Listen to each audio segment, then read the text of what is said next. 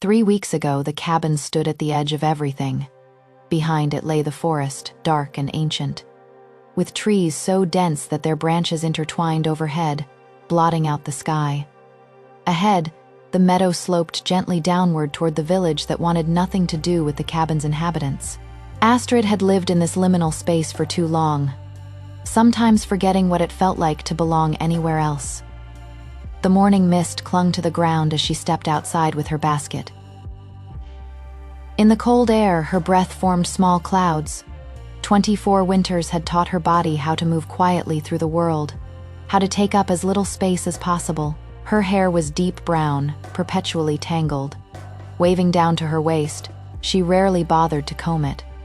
The wool dress she wore had been patched so many times that it was hard to distinguish the original fabric from the men's. They appeared before she reached the tree line. 3 small figures, translucent as the morning fog, approached her silently. Welcome to Luna's Romance Stories. Read the entire novel in one go. Message or comment to tell me what kind of story you'd like to read. Subscribe to the channel for daily updates. Luna reminds you, the story begins now. Leaving no tracks on the dew-covered grass, the ghostly pups circled her legs, their spectral forms passing through her skirt without hindrance. Yet she could still feel them, a chill unrelated to the autumn cold. "Good morning," she murmured, crouching down and extending a hand. The largest pup, the one with a prominent scar across its translucent muzzle, pressed its nose to her palm. The sensation was odd, not quite touch, but not nothing. Like pressing a hand against cold glass. These pups had been with her for nearly a month now. At first, she thought they would fade like the other spirits once she sang the ancient songs her grandmother had taught her. But these 3 stayed, growing more solid each day, more desperate. Their silent howls woke her in the night, though they never disturbed Thyra. Astrid moved through the forest with practiced steps, gathering mushrooms and herbs that grew in the shadows. The spectral pups followed closely, occasionally darting ahead to investigate scents only they could perceive. She hummed softly as she worked, singing old melodies in a language she didn't fully understand. The words had been passed down from her grandmother, who had learned them from hers. Songs for the dead, for the lost, for souls trapped between worlds. The gift had come to her young. At 5, playing by the stream while her mother washed clothes, she saw an old gray wolf sitting on the opposite bank. She waved to it, smiling, her small hand flapping. The wolf cocked its head, ears pricked forward. Then her mother grabbed her roughly, demanding what she was doing. "The wolf," Astrid pointed. "The pretty gray wolf." But there was no wolf, at least none that anyone else could see. The clan elders were summoned.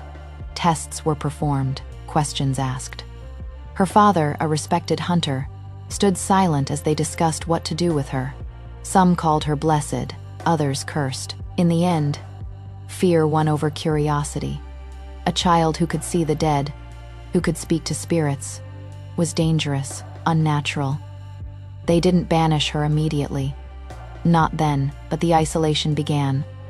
Other children were kept away. Mothers crossed the road when they saw her coming. Her own mother grew distant, as if afraid the strangeness was contagious. Only Thyra, 3 years her senior and fierce as a winter storm, refused to abandon her. 6 years ago, when their parents died of fever, Thyra had moved to the cabin with her without hesitation, choosing sisterhood over acceptance. The basket grew heavy with her harvest. Astrid straightened, a protest of pain in her lower back. She'd been bent over too long. The spectral pups had wandered a bit ahead, investigating something in the underbrush. She watched them, these 3 who refused to leave, and wondered again what bound them so tightly to the world of the living. Most spirits she encountered were confused, lost. They drifted until someone like her helped them find their way onward, but these were different. They were searching for something specific. She could feel it in the way they watched her, in the urgency of their movements. "What do you need?" she whispered to them. The largest pup turned back to her, its eyes faintly amber even in death. "I am trying to hear you, I really am." The forest offered no answers, only the whisper of wind through pine needles. By midday, she returned to find Thyra chopping wood behind the cabin. Her sister had everything Astrid lacked: tall, strong, with hair that gleamed like polished copper in the sunlight. Thyra's hands were caroused and capable, her movements efficient and assured. Where Astrid had learned to make herself small, Thyra had learned to make herself fearsome. "Good haul?" Thyra asked, without pausing her work. "Enough for a week if we're careful." Astrid set the basket by the door. "I want to take some to the village, trade for grain." Thyra's axe fell heavily, splitting the log cleanly. "You sure that is wise? We need grain." "I can go. You always go." Astrid fiddled with a loose thread on her sleeve. "People should remember I exist, that I am not just a ghost story they tell their children." Thyra finally stopped, turning fully to face her. Sweat gleamed on her forehead despite the cool air. "They'll never see you as anything else. Astrid, you know that. I know." The words tasted bitter, but I won't hide forever.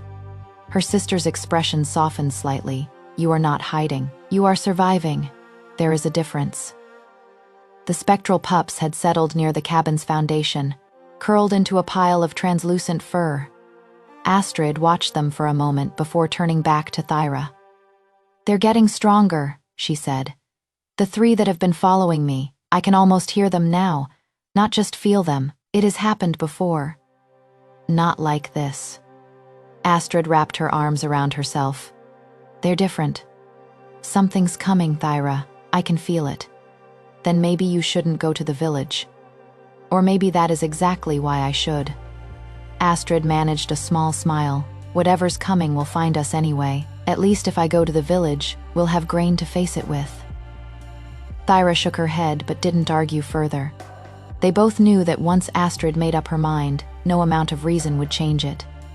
The village market was in the center of a cluster of wooden buildings, smoke rising from chimneys and the smithy alike. Astrid arrived during the busiest afternoon trading. She kept her head down, clutching her basket tightly, and made straight for old Marin's stall.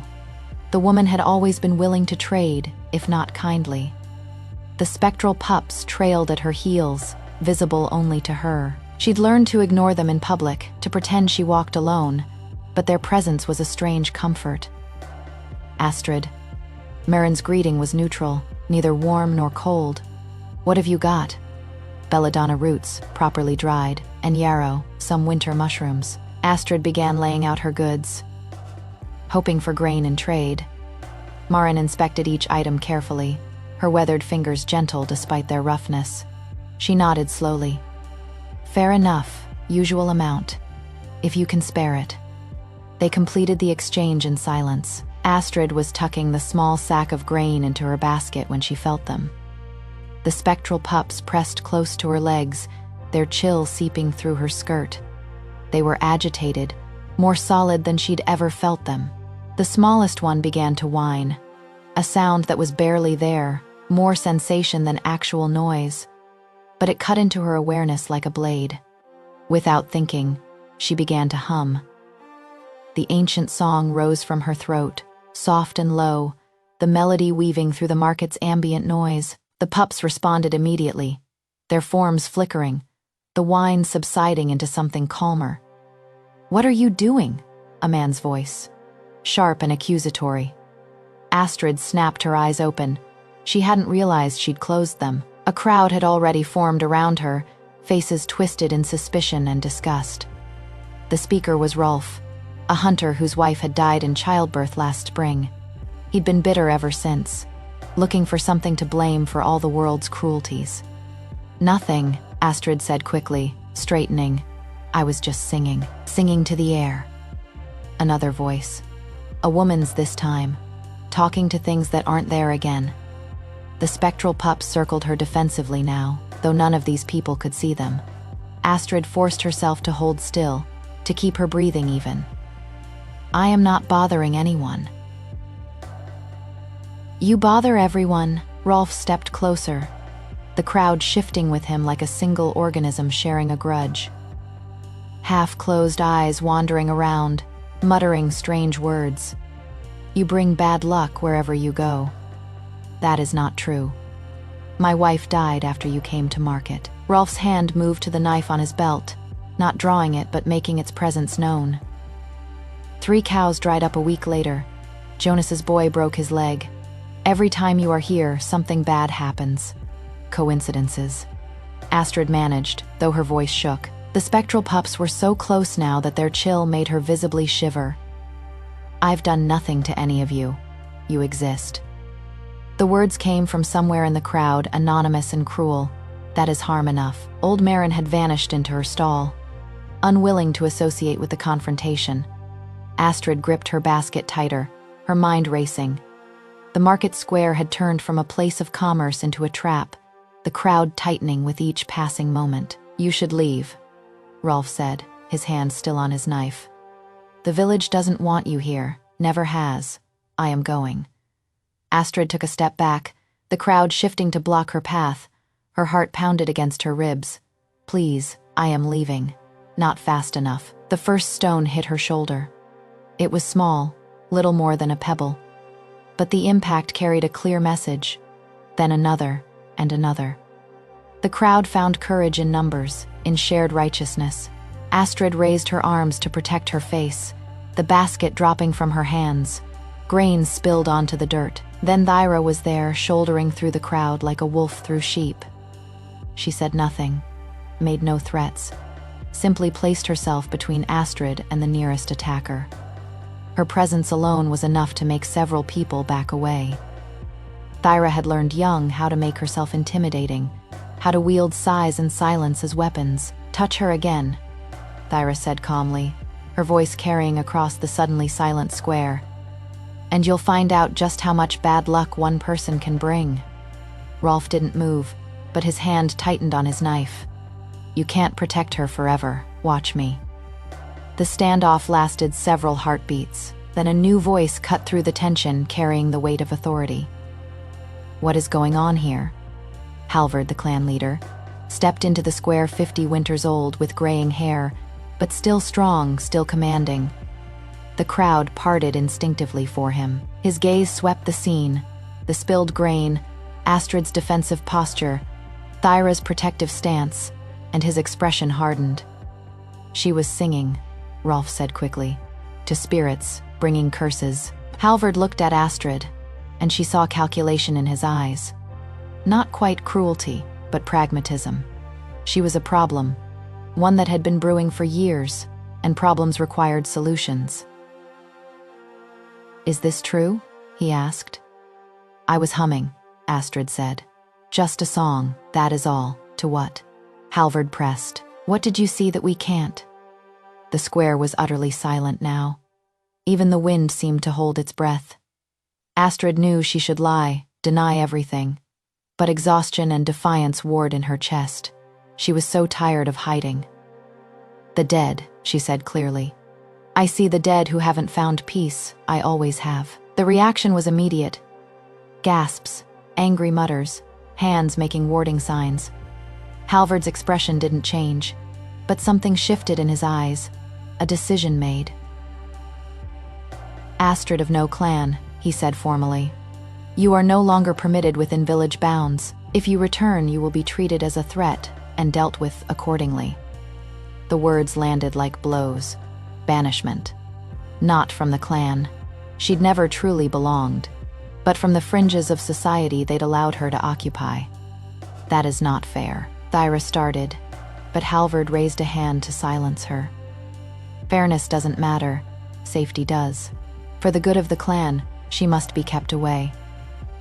He looked at Astrid again, and there might have been something like regret on his face, but it was buried deep beneath duty. You have until sunset to leave village lands. After that, you will be hunted like any other threat. Thyra grabbed Astrid's arm, pulling her away before she could respond. They moved quickly through the parting crowd, leaving the spilled grain behind. No one stopped them, no one spoke. In the village's eyes, they were already ghosts, barely there, easily forgotten. The spectral pups followed, their forms flickering with agitation. The walk back to the cabin passed in silence. Astrid's shoulder throbbed from the stones, but the physical ache was nothing compared to the hollow pain in her chest. She'd known the village hated her, feared her, but saying it aloud made it real in a way it hadn't been before. "We'll be fine," Thyra said, once they were inside. The door barred behind them. "We've managed on our own before. We'll do it again." Astrid nodded but didn't trust herself to speak. She sank onto the rough bench by the hearth, watching the firelight paint shadows on the walls. The spectral pups had arrayed themselves in the room, their presence more palpable than ever. They watched her with those amber ghost eyes, and she realized they were afraid. "What is it?" she whispered to them. "What are you trying to tell me?" The largest pup approached, pressing its cold nose to her hand. An image flashed through her mind, brief and incomplete. Flames, screams, small bodies running through smoke, then nothing. Just the familiar interior of the cabin and her own thundering heartbeat. "Astrid," Thyra's voice pulled her back. "What just happened?" "I don't know." She looked down at the pup, who gazed back with desperate intensity. "But something's coming. What they feared when they were alive. I think whatever it is almost here." Sleep refused to come that night. Astrid lay on her narrow bed, listening to Thyra's breathing in the other room, watching the spectral pups pace restlessly by the door. They were never still, never at peace, their ghostly forms flickering between visible and invisible. Outside, the forest was full of night sounds. Owl calls, small animals moving, wind sighing through branches. Normal sounds, familiar. But tonight they felt different, charged with anticipation. The air itself seemed to hold its breath, waiting for something to begin. The largest pup stopped pacing and looked directly at her. Their eyes met in the dim room, and Astrid felt it again. That urgent need to communicate, to warn, to prepare her for what was coming. The pup opened its mouth in a silent howl, the non-existent sound still tearing through her awareness somehow. Tomorrow, it seemed to say tomorrow everything changes. Astrid pulled her thin blanket tighter, watching the pups resume their uneasy vigil. Whatever storm was approaching, whatever destiny these three spirits had been trying to guide her toward, she would face it. She had no choice. The dead had claimed her attention, and the dead were never wrong. 3 days later, the Alpha King arrived. The news reached the cabin via a traveling peddler who stopped at their door, willing to trade news for dried herbs. Halvard summoned him, the peddler explained. Unrest in the clan leadership, challenges to authority, whispers of weakness. Astrid listened from the doorway while Thyra completed the trade. The spectral pups grew increasingly restless, pacing the cabin day and night. They sensed something approaching. No, she understood. What? An Alpha King, Thyra muttered after the peddler left. As if Halvard wasn't trouble enough on his own. Maybe it is a good thing. Astrid watched the three pups circle the hearth. Maybe someone with real authority will be more reasonable. Or he'll be worse. Thyra began sharpening her hunting knife, the scrape of metal on stone filling the silence. Kings don't get their positions by being reasonable. The next morning, Astrid ventured into the forest despite protests. They needed food, needed herbs, and hiding in the cabin wouldn't change what was coming. The spectral pups stayed closer than usual, their translucent forms weaving through the trees like morning mist. She was deep in the woods, her basket half, full of wild roots, when she felt it. A presence, not the gentle, cold awareness of the spectral pups, but something warm, alive, and powerful. Her wolf instincts, dormant so long beneath her strangeness, flared to life. There was an alpha nearby, a strong one. The spectral pups froze, then rushed to her, pressing against her legs. Their chill seeped through her skirt. But there was something else in their energy now. Not quite fear, but recognition. Desperate recognition. Astrid knelt, extending her hands to them. "What is it?" she whispered. "What do you sense?" The largest pup, the scarred one, pressed its nose to her palm. The sensation was stronger than ever, almost solid. Images flashed through her mind, fragmented and unclear. A man's face, golden hair, ice, blue eyes, and overwhelming grief. "Show me," she murmured, closing her eyes. "Help me understand." The ancient song rose unbidden from her throat, the melody her grandmother taught weaving through the forest's ambient sounds. The spectral pups responded immediately, their forms growing more solid, more present. She could almost feel fur beneath her fingers now, almost hear their whines as real sounds rather than sensations. That was when he stepped into the clearing. Astrid's eyes snapped open. The man standing 20 paces away was tall, powerfully built, with golden hair falling to his shoulders and a neatly trimmed beard framing a face carved from stone and severity. His eyes were the blue she'd seen in the vision, icy and assessing. He wore leather and fur in the style of a northern warrior, a silver chain visible at his neck, bearing 3 wolf fangs. The Alpha King. It had to be him. The sheer weight of his presence made her wolf want to bare its throat in submission. "What are you doing?" His voice carried absolute authority, the kind that expected obedience without question. Astrid scrambled to her feet, the basket forgotten. The spectral pups remained pressed to her legs, invisible to him but solid to her. "I was just gathering herbs. I didn't mean to disturb you. You were singing." He took a step closer, and she felt the movement like a physical thing. To what? Nothing? No one. The lie tasted bitter, just a song. His eyes narrowed, and she knew he didn't believe her. Worse, he was looking at her with an intensity that made her skin prickle with awareness. Not attraction, she told herself, just a natural response to a dominant predator's attention. "You are the one from the village," he said, "the Omega who sees spirits." "I am nothing." Astrid took a step back, the pups moving with her. "I am leaving. I won't bother you. Stay where you are." The command in his voice rooted her in place before she could think consciously.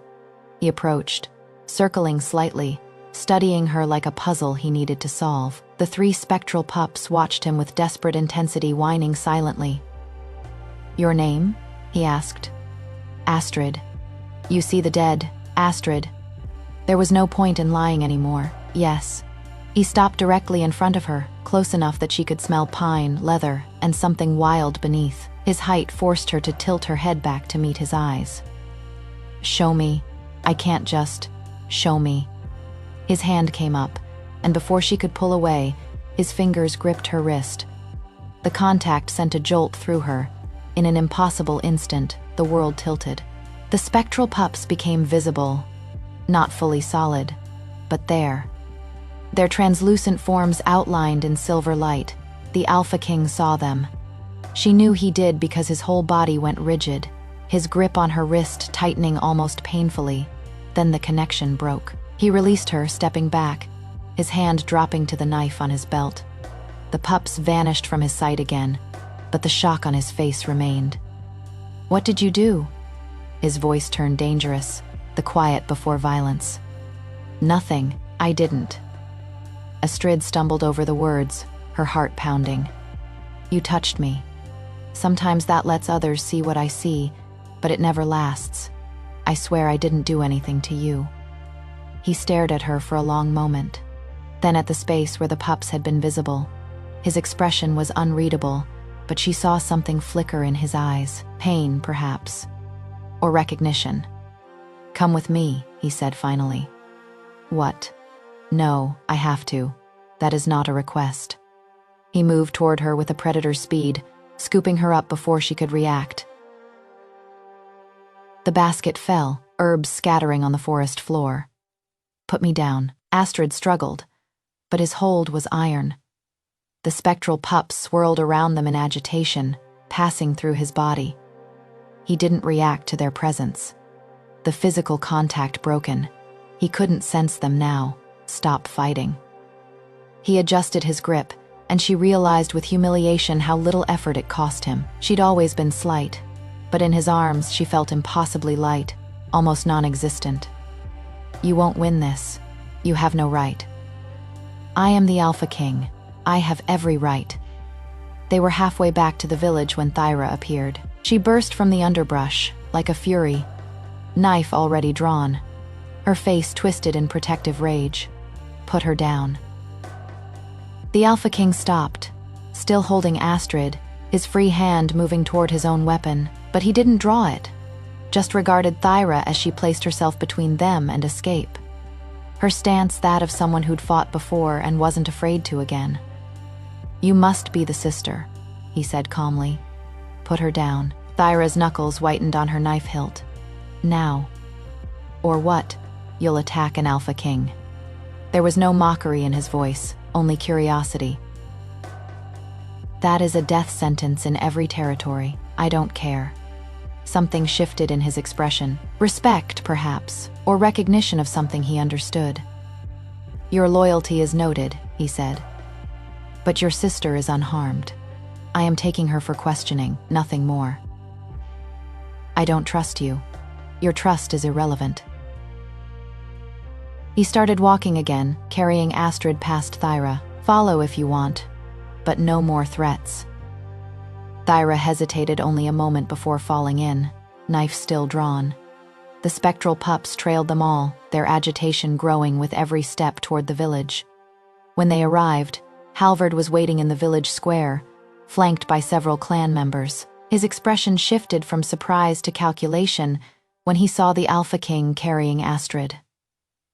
"My lord," Halvard said, inclining his head slightly, "I see you've encountered our local problem.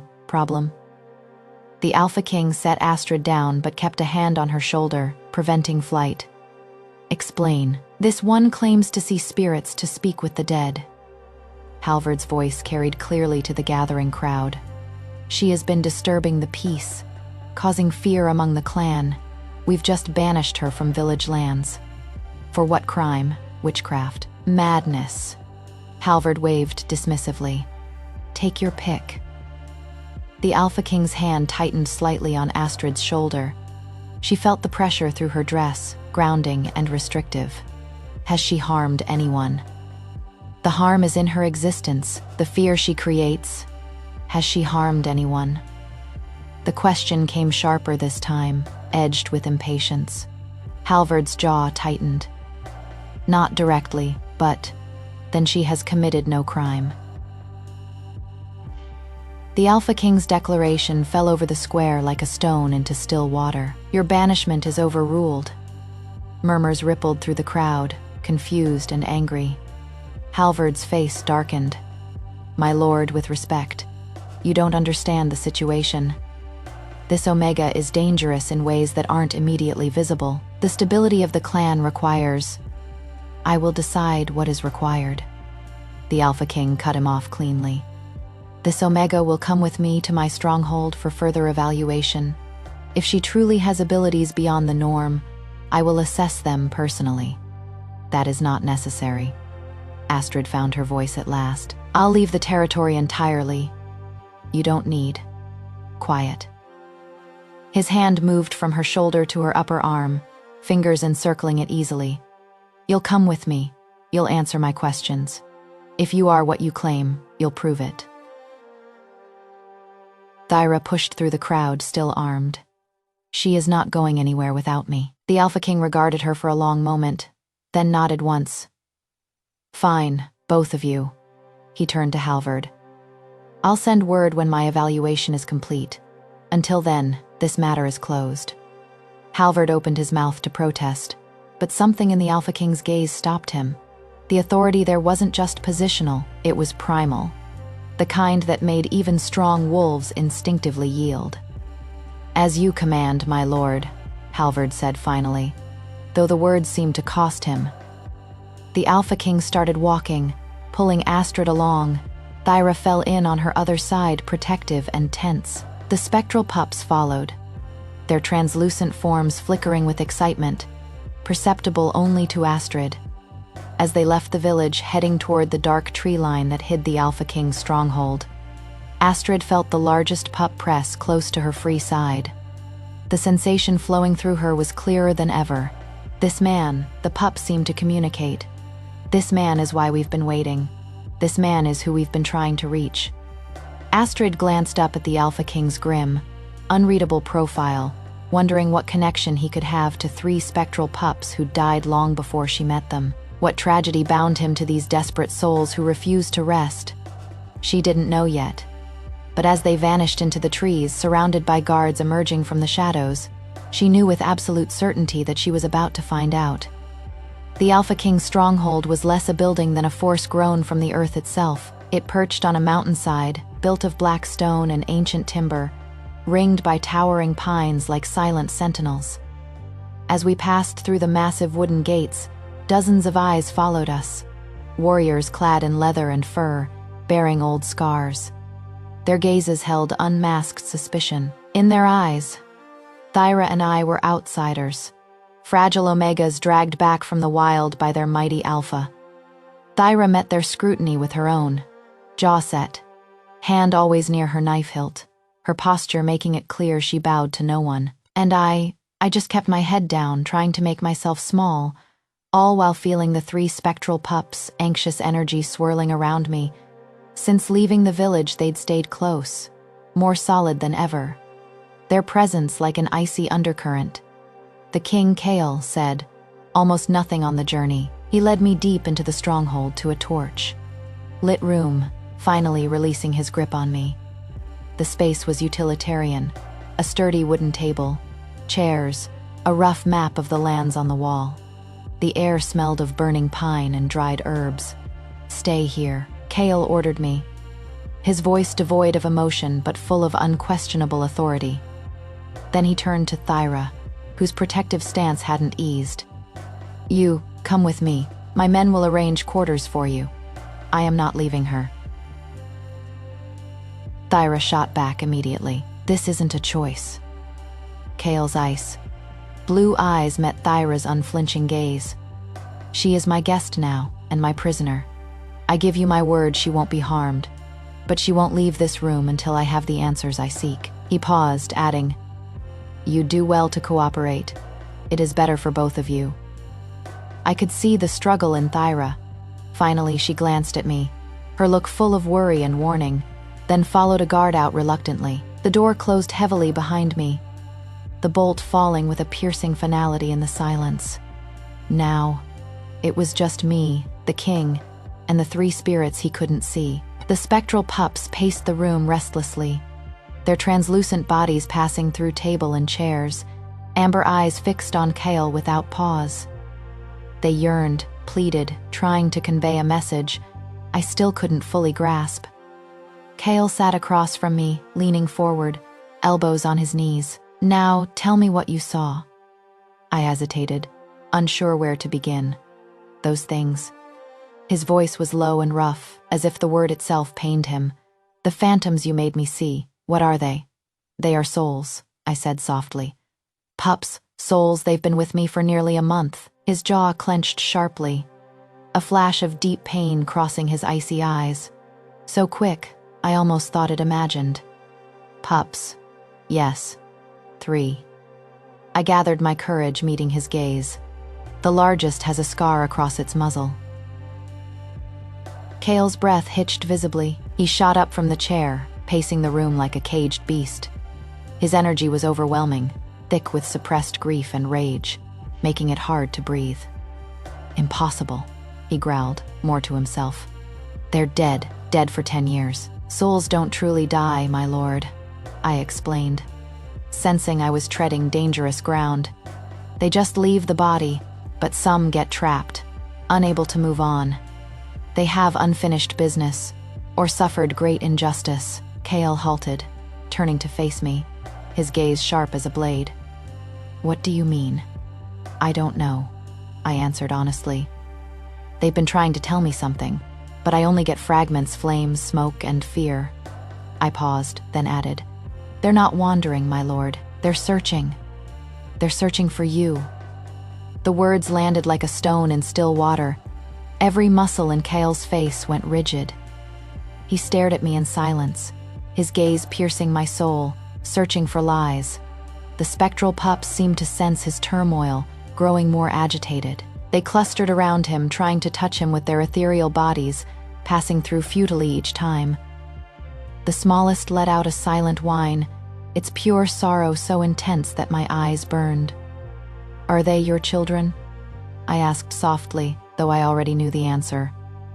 Kale closed his eyes, drawing a deep breath. When he opened them, that icy blue sea was filled with endless sorrow. They were my brothers. His voice was broken and hollow. Leo, Finn, and Rory, 10 years ago, in an accidental fire, they died. My heart sank. 3 pups, 3 brothers. It all made sense now. Their fixation on him, their desperate recognition. They died because I wasn't strong enough. Kale's voice echoed in the room, laced with self-recrimination. "I should have been there. I should have protected them. It wasn't your fault," I said without thinking. "How would you know?" he roared, grief twisting into fury, the air in the room seeming to freeze. At that moment, the largest pup, Leo, darted between us. It lifted its head, amber eyes burning with a decade of waiting fixed on Kale, then back at me. A strong impulse flooded my mind. A plea, let him see, let him hear. I stepped forward, extending my hand, my fingertips hovering inches from his arm. "My lord, please, let me help you." Kale looked at my outstretched hand, his eyes filled with doubt and a painful struggle. He was an alpha, a king, accustomed to controlling everything, seeking help from a banished ill. Reputed Omega went against his every instinct. "They're right here," I pleaded, my voice trembling with emotion. "They have something to say to you." Finally, driven by something deeper than pride within him, he nodded slowly. My hand shook, but my voice was steady. I began humming the ancient song softly, the melody that bridged life and death. Then, I placed my trembling fingers lightly on his arm. The moment my skin touched his, the world changed. This time, the connection was far stronger than in the forest. The room faded before my eyes, replaced by firelight and thick smoke. I could smell burning wood and panic through Kale's eyes. I saw his memory from 10 years ago, rushing toward the burning cabin, guards holding him back desperately, his heart wrenching cries for his brothers' names. The despair and helplessness were so real, they nearly consumed me. Then the vision shifted again. This time, through my eyes, the spectral pups materialized, no longer translucent phantoms, but almost solid, glowing with silver light. Kale could see them. He could see Leo's scar on his muzzle, Finn cocking his head curiously, the smallest Rory curled at his feet. The king's body trembled violently, his ice blue eyes wide with disbelief. He sank to his knees slowly, extending a shaking hand as if afraid to shatter the illusion. "Leo." His voice was utterly broken. The largest pup, Leo, stepped forward, pressing its ethereal nose to Kale's outstretched palm. Kale gasped sharply, as if truly feeling that icy touch. "They never left you," I whispered. Feeling my strength drain rapidly, maintaining the connection took immense effort. They're trapped between worlds. The 3 pups turned as one toward a corner of the room behind us, empty of anything. They began growling low, not at me or Kale, but at that vacant space. Their forms flickered with anger. "Why?" Kale whispered to them, eyes brimming with tears. "Why won't you go?" Leo turned back, its gaze piercing Kale, then locking on me. A clear, resounding word exploded in my mind, carrying the pup's decade of accumulated rage and betrayal. "Not accident. Not an accident," I repeated, my voice hoarse from the revelation. "Their deaths weren't an accident." Kale snapped his head up to look at me, grief replaced by shock and doubt. "What did you say?" "They're trapped here because of betrayal," I said, feeling the pup's emotions surge into me like a tide. Anger, fear, and deep sorrow at that moment. Footsteps sounded outside. The door opened, and Halvard entered, his face a mix of concern and authority. "My lord, I heard you brought this woman back. I am concerned she might be using her trick. As your father's loyal advisor, it is my duty to."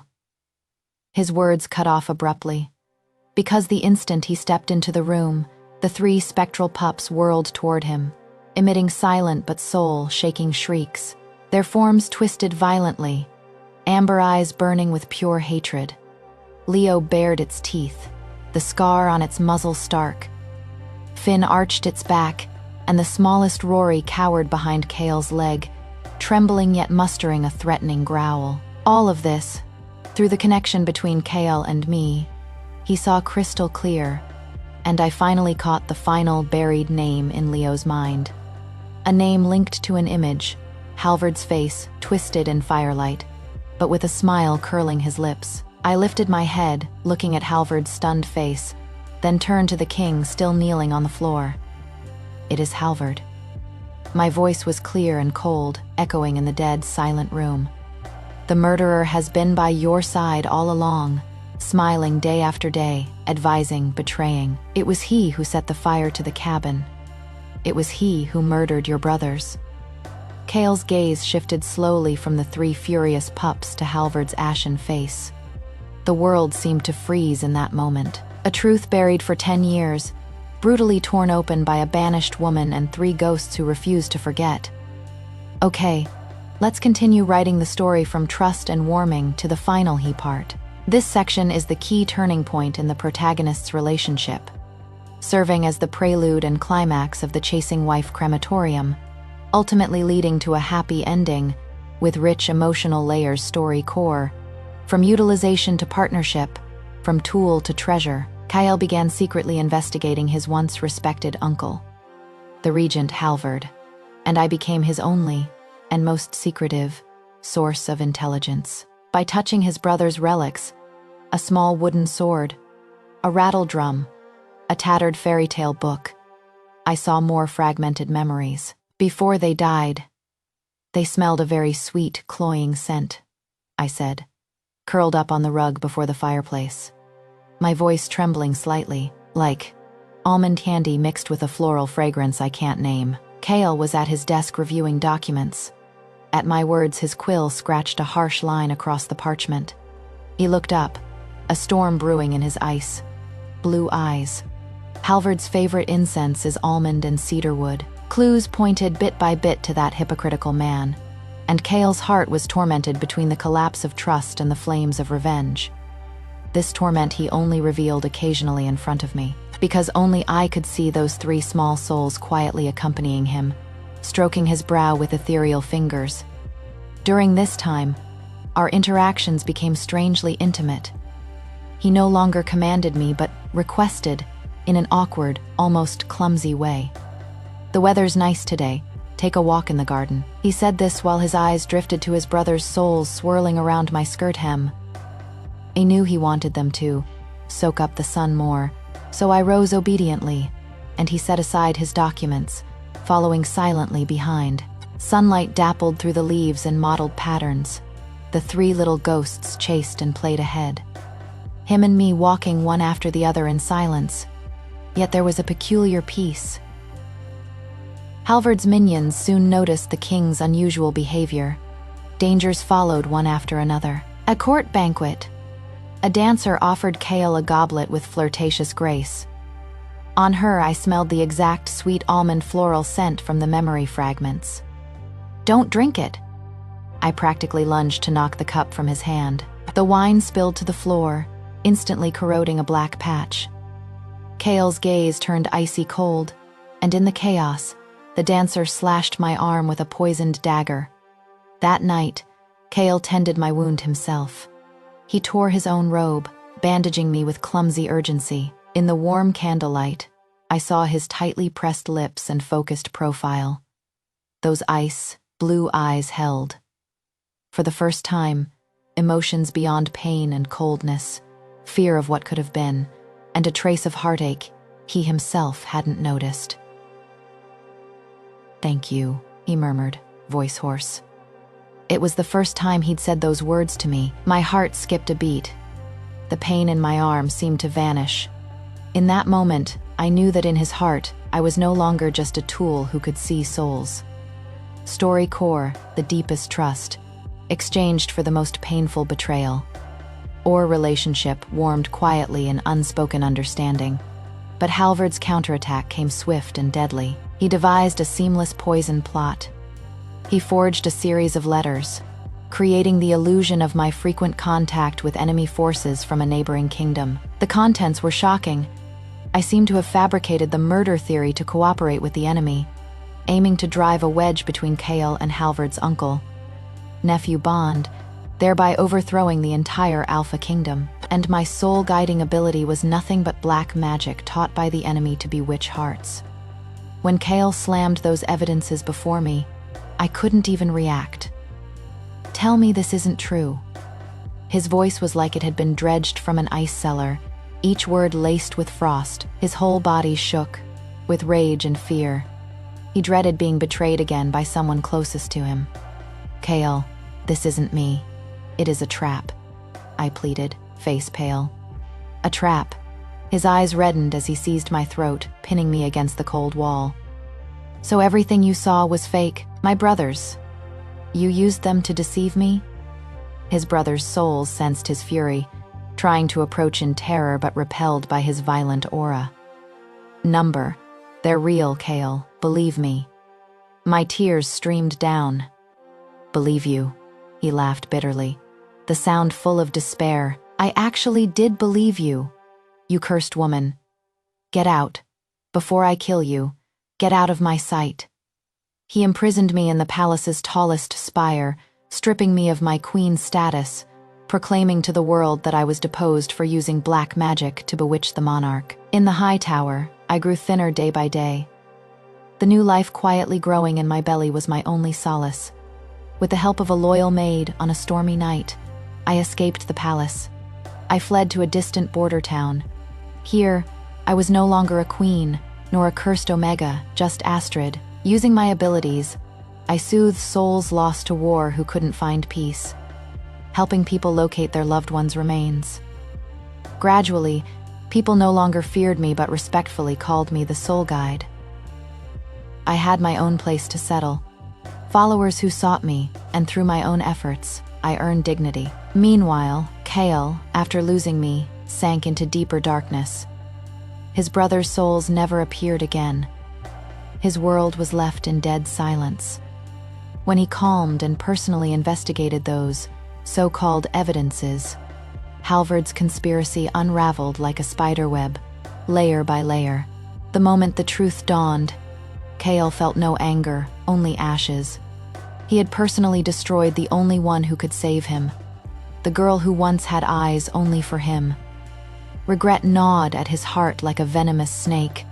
He ordered the kingdom sealed, searching for me like a madman, story core, setting aside the crown just to beg for your forgiveness. A year later, Kale found me in that border town. I was guiding a woman's beloved husband's soul for her, who had lost him. In the sunlight, my profile was calm and gentle. When I saw him, I felt no surprise, no hate. Just calmly turned away and continued my ritual. He stood outside the crowd, gaunt, his former vigor gone, leaving only exhaustion and bloodshot eyes. He didn't dare approach, just watched from afar. Only when I finished did he step forward, like a child who'd done wrong. "Astrid," his voice was hoarse. "Your Majesty, what brings you here?" I said distantly, stroking my slightly swollen belly. His gaze fell on my abdomen, and he froze. Immense joy and deeper pain seized him at once. He knelt on one knee, in the shocked eyes of all the townsfolk.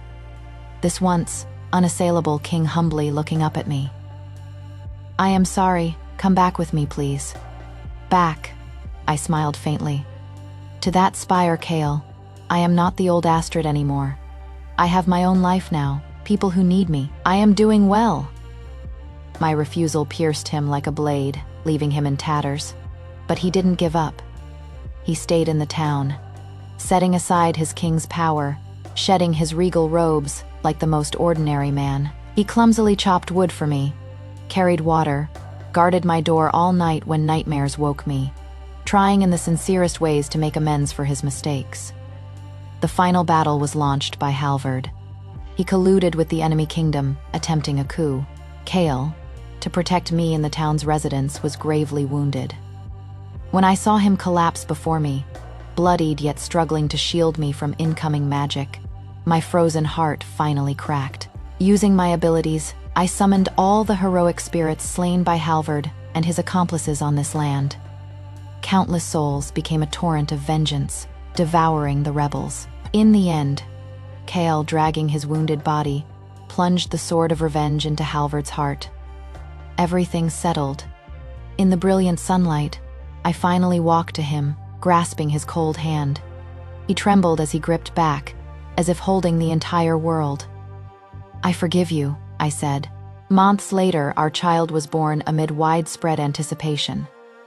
As I held the baby, standing beside Kale on the palace balcony, 3 small, almost transparent figures appeared beside us.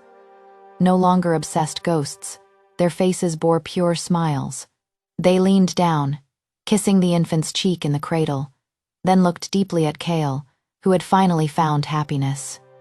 Then, they lifted their heads, waving to me and Kale, finally dissolving into 3 warm points of light, merging into the sunshine, vanishing completely. They could finally rest in peace.